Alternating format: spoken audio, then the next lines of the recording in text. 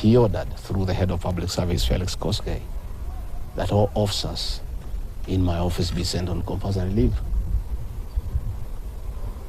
Last night, all vehicles assigned to officers who work under me were impounded to cripple the office of the Deputy President. I don't understand this level of viciousness to a man who have been your deputy, who helped you to become president, irrespective of whatever he has done. At his lowest moment in life, when he's literally struggling to stay alive, you unleash such viciousness against him. I bear no grudge against anybody, but this had not seen that in President William Ruto. The man I'm seeing is not the one that I thought that I knew. I know there was concerted effort that I should not go to Kwale for the celebration. Wilson Airport were told that I should not go through Wilson Airport. All owners of helicopters were told that I should not be allowed to use any of them to go to Kwale. I don't understand. But as I say, I want the people of Kenya to know that as I go home today, I have no security. And it's good that they know. And if anything happens to me or my family, President William Ruto must be held to account. We've made many mistakes in life.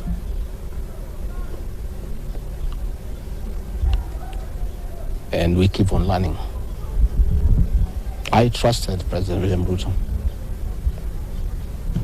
The people of the region where I come from, the Mount Kenya region, trusted him. In fact, as we were preparing to go to office, nobody else trusted him. Musalia Mudavadi demanded that they must sign an MOU with him, which they did. Moses Wetangula demanded that they must sign an MOU with him, which they did. Amason Kingi demanded the same. Alfred Mutua, everybody else.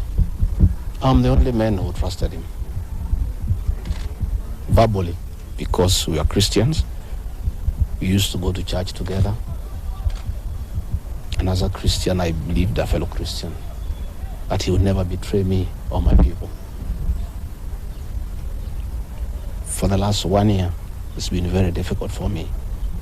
But I'm a very persevering man, very enduring. And what happened on Thursday is a culmination of continuous persecution and stress for a year. And when I look at it, probably it is history repeating itself. That President William Ruto wanted to take me the route President Daniel Arap Moi took Kenneth Matiba. He pushed Matiba up to getting a stroke and eventually dying.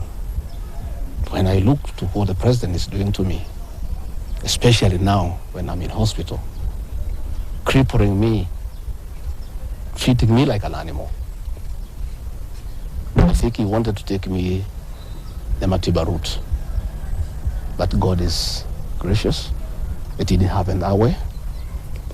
I hear many of his people are calling here asking whether I'm dead, whether I'll survive, whether I'll recover. They were celebrating. It's the most unfortunate thing that has ever happened in this country. That you can be so vicious to a man who helped you to be president. And the crime of this man, telling you the truth, don't evict people without compensation, Mr. President. Mr. President, don't overtax people. You are killing them, you are killing their businesses. Don't force a housing program on people. If people do not want these houses, don't force them. My only problem with the president is just being truthful, because nobody else can tell him. The framers of the 2010 Constitution wanted a deputy president who is elected as a brother who can stand for the people. The charity we are being treated for, two, is get rid of an elected deputy president and appoint a control freak. A fellow you appoint who cannot ask a question, who cannot say anything. And I'm sure if they succeed, he'll be asked to sign an undated resignation letter, so that in case he starts asking questions, he can just be told to resign. But the framers of the 2010 Constitution were very clear in their mind why they wanted a deputy president who is elected. I'm the only man in the cabinet and in the whole government who can stand up to President William Ruto and tell him, hey brother, this is not right. This Adani thing is not good for the country. There's too much corruption, Mr. President. This how thing is being forced down on the people of Kenya. And they don't like it. Please don't force it down on them. You know, situations where medical equipment that was being supplied by Kenyans to the Ministry of Health now has been given to one single Asian. I say, Mr. President, this is not right. We are killing our business people. So, as we speak, I say that my lawyers are in court. We have faith in our judiciary. And I requested that, according to the rules of natural justice, I be accorded an opportunity to be heard in the Senate. You remember I presented myself to the National Assembly and defended myself. In the Senate, I was there day one. And even when the Speaker asked me to sit down to listen to the charges, I decided to stand up to face my accusers. I was there the following day. I was ready for cross-examination. The 11 counts is nothing but malice and fiction. It was a political game by the president to get rid of me. And looking at it, I don't think the president had any intention of ever working with me. I think he just needed me to help him win the election because of my mobilization capacity and the faith the Mount Kenya region has in me. So I should have been given an opportunity. I have asked my lawyers and they have told me the motion was not time-bound. What is time-bound is a select committee that should work for 10 days and then report to plenary. That committee was never constituted, so this matter should have continued and waited for me. I was ready for cross-examination so that I answer those 11 counts one by one, and I'm sure, had I been given that opportunity, I would have persuaded the senators otherwise. I was not given that opportunity. When you look at the speed at which Rigathi Gachagua is being held in that office, it's like the story of Simon Makonde. You remember that story? One who died, who was born on Monday and by Sunday was buried. The kind of efficiency that has been exhibited in holding Rigathi Gachagua out of office, if this efficiency was being exhibited in the management of the affairs of this country, Kenyans will be very happy. What is the hurry? The framers of the Constitution gave the president 14 days to look for somebody to replace the deputy president. It gave Parliament another 60 days. That's a total of 74 days. Why is a job that was prescribed by the framers of the Constitution to be done within 74 days is being done in half a day? You must ask yourself that question. I think it's being hurried to circumvent justice to avoid the courts of law from interrogating this matter and making a decision. The courts told us they don't want to interfere with the process, to let the parliamentary process get finished and then go to them. We have gone to them now. It's over. The courts will interrogate the process and make a determination. But I ask that the president obey court orders. Through a court order, Rigathi Gachagua is deputy president. Why doesn't he have cars? Why doesn't he have security? Why has his office been made dysfunctional?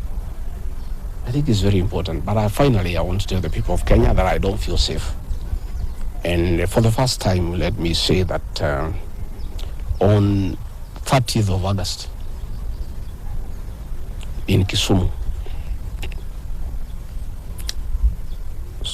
undercover security agents entered my room in Kisumu and bagged it. And one of them tried to poison my food. But we detected it and we were able to escape the scheme. I was supposed to be killed through poisoning. On 3rd of September, in Nyeri, another team from the National Intelligence Service came to Nyeri and tried to poison food that was meant for me and Kikuyu Council of Elders. I did report this matter to the National Intelligence Service, and the officers who were assigned to my office, I asked them to leave because I felt I was not safe. After the 2 attempts to assassinate me through food poisoning failed, it is when this impeachment motion was hatched. When my security was withdrawn here, officers from the National Intelligence Service have been hovering in every room, in every compound here, to an extent that I had to call my wife and my children to come and stay in my room, just in case they get entry to my room or compromise the people who are treating me. So Rigathi Gachagua and his family feel very exposed because these people have tried to kill us before. They have now tried to get us out of office. So I asked President William Ruto, my brother, I helped you to be president. Leave me alone. Leave my children alone.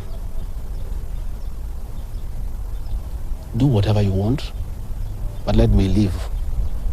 Let me look after my children. You can do whatever you want with the country, but allow me to live. Because I was there for you when you needed somebody to be there for you.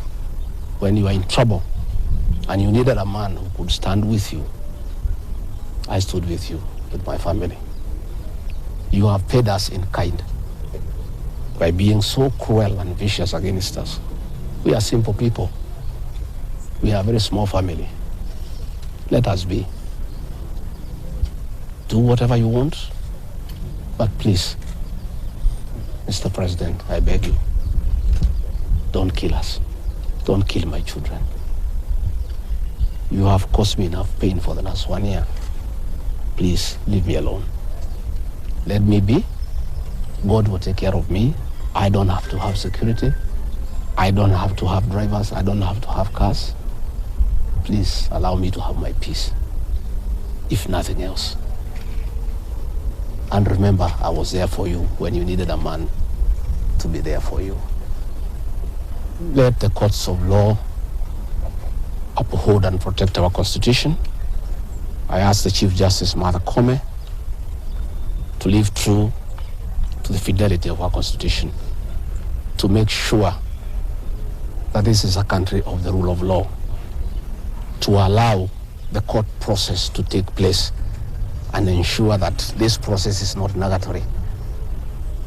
There are orders asking that Rigathi Gachagua remain in office until this matter is heard and determined. Let it be. Thank you very much. No, just at the point, please. I don't want to say. Leave him alone. Leave him alone. What's wrong with you? It's painful.